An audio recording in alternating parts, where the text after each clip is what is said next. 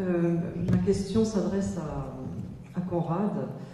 Nous sommes des utilisateurs de BRF, je vous l'ai montré, et d'une manière étonnante, je dois répondre peut-être 10 fois par an, et je n'ai pas la réponse justement, à jusqu'à quelle quantité de BRF allez-vous amender vos sols, sachant que vous allez aller vers une catastrophe d'excès de matière organique.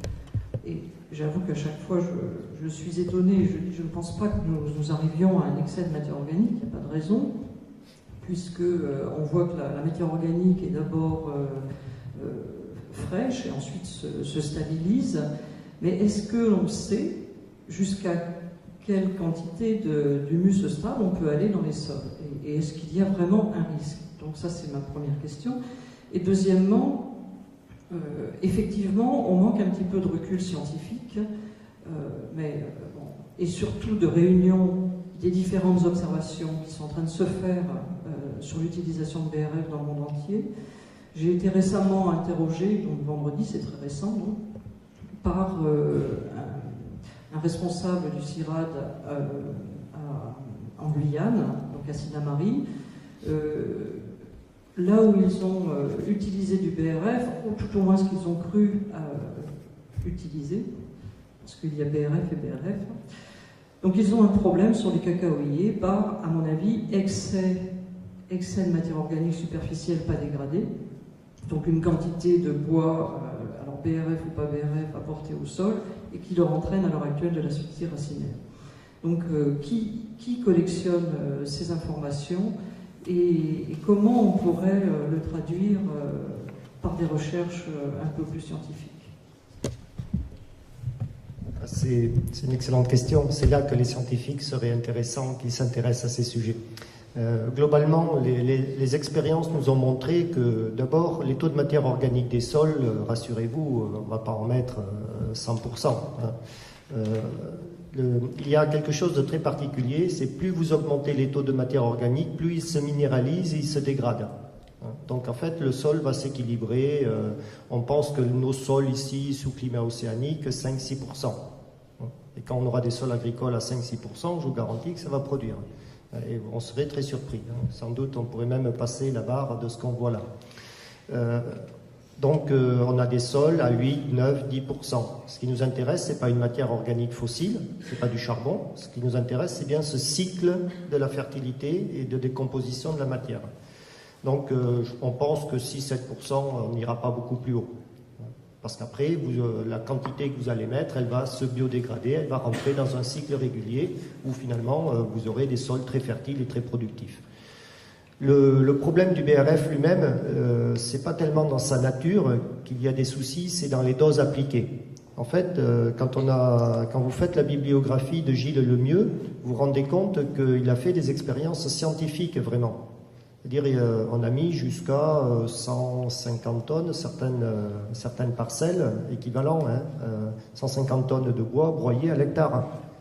À ce niveau-là, Gilles Lemieux, il n'avait pas la contrainte de récolter quoi que ce soit, c'est un scientifique. Il ne fait que constater que la matière se dégrade et qu'elle agrade le sol et qu'elle produit de l'humus, qu'il y a les symbioses avec les champignons. Voilà, sa bibliographie, c'est ça. Quand on rentre dans la production... Bon, j'ai fait ces expériences-là, des couches, 7-8 cm sur un sol. Si en plus le sol est humide, vous le compactez complètement, il s'asphyxie et il meurt. Donc mon BRF, il est contre-productif. J'ai fait ça dans mon jardin, parce que c'est le plus simple, ça va assez vite. J'avais des sols qui se gorgent d'eau en hiver.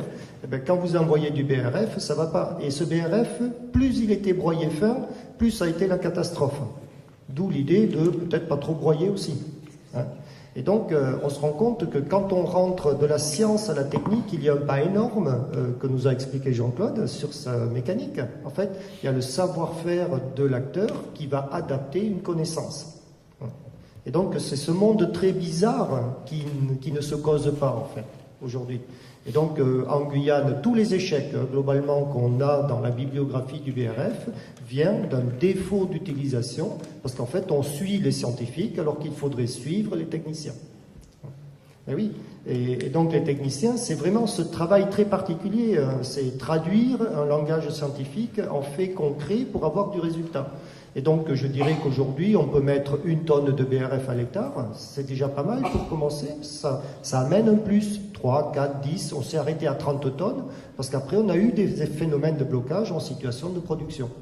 Donc, vous voyez, 30 tonnes, on était quand même à 5 fois moins que la dose maximale des essais. Et on se rend compte qu'une dose intéressante, ce serait peut-être 7-8 tonnes. Parce qu'en fait, le sol, il n'a pas besoin que de ça. Donc l'idée que c'était une voie royale pour tout améliorer, non. C'est un des éléments indispensables au système de production. Parce qu'on n'est pas tout à fait en forêt quand on fait de l'agriculture. Et donc, en ce qui concerne les apports, aujourd'hui on conseille plutôt des apports réguliers, tranquilles, pour entretenir une machine de biodégradation et de fertilité. En fait, on préfère que les systèmes biologiques ronronnent tranquillement tout le temps, plutôt qu'ils aient des à-coups en flushing, qui provoquent justement des stress et des maladies. Donc on serait plus favorable à des apports réguliers de petites doses. Moi, on y reviendra parce que c'est un peu technique, c'est pas le but. Je modérerais. Pour moi, le BRF, c'est pas grand-chose. Et c'est surtout pas une fin en soi. Nous qui l'avons beaucoup utilisé, je vais prendre le rôle du technicien. Pour moi, le BRF, on en met une fois. Et c'est tout. C'est juste pour aider à un moment donné un starter pour remettre en place. Ce qui marche, et on l'a suffisamment dit, c'est les plantes, c'est l'association, c'est les systèmes agroforestiers au sens large, c'est la couverture des sols. Le BRF, ça nous aide juste à passer une étape.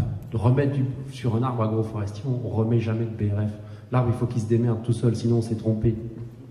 Si on doit aider un arbre, c'est-à-dire qu'on reproduit le schéma contre lequel on lutte.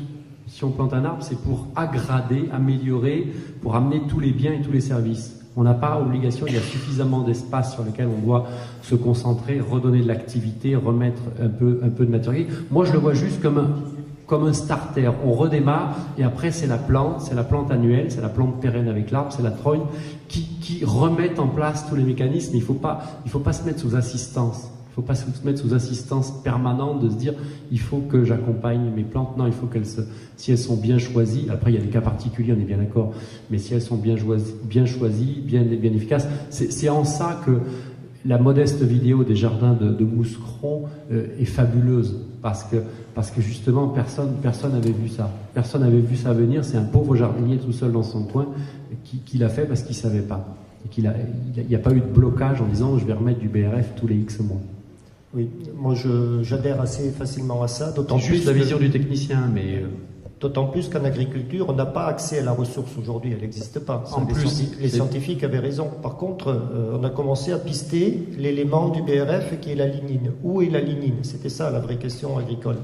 Et en fait, les plantes produisent de la lignine. Une feuille morte, c'est 50% de lignine. Donc imaginez un système avec des haies, vous étalez, en fait quand vous avez une haie bocagère, vous pouvez recouvrir de façon homogène à l'automne le sol de feuilles mortes. Ça fait quelques tonnes de matière fraîche qui va être consommée, 50% de lignine. La luzerne, 15% de lignine. En règle générale, les génomes des plantes anciennes, elles en ont entre 10 et 20%. Les plantes modernes qui ont été sélectionnées, type l'ensilage de maïs HDI de chez nos collègues, bon, on ne va pas les nommer, mais bon, semenciers, pour faire de la production laitière, c'est quasi zéro aujourd'hui. Parce qu'en fait, elle était réputée peu digeste pour les vaches. Vous voyez ? Et donc, quand on visite un petit peu tout ça, on est très surpris, mais en fait, les plantes avaient sans doute, naturellement, dans leur sélection massale, naturelle de l'évolution du vivant, intégrer ce potentiel-là. Aujourd'hui, on sélectionne des plantes sans lignine parce que quand on veut faire du biogaz, la lignine n'est pas biodégradée dans le digesteur. Vous voyez le genre de réflexion. Alors que moi, ça m'intéresse de l'avoir dans le sol. Et donc, il va bien falloir poser des questions. Et le BRF est un outil extraordinaire d'aiguiller le débat. Parce qu'en fait, quand j'en mets, c'est résultats quand même immédiats. Sauf quand j'en mets trop.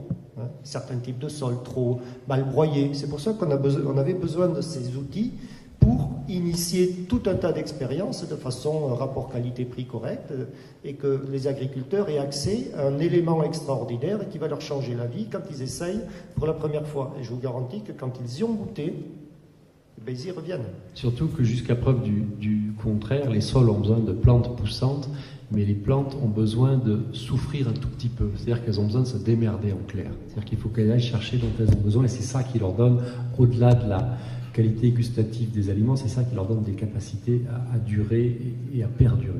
Y a-t-il d'autres questions ?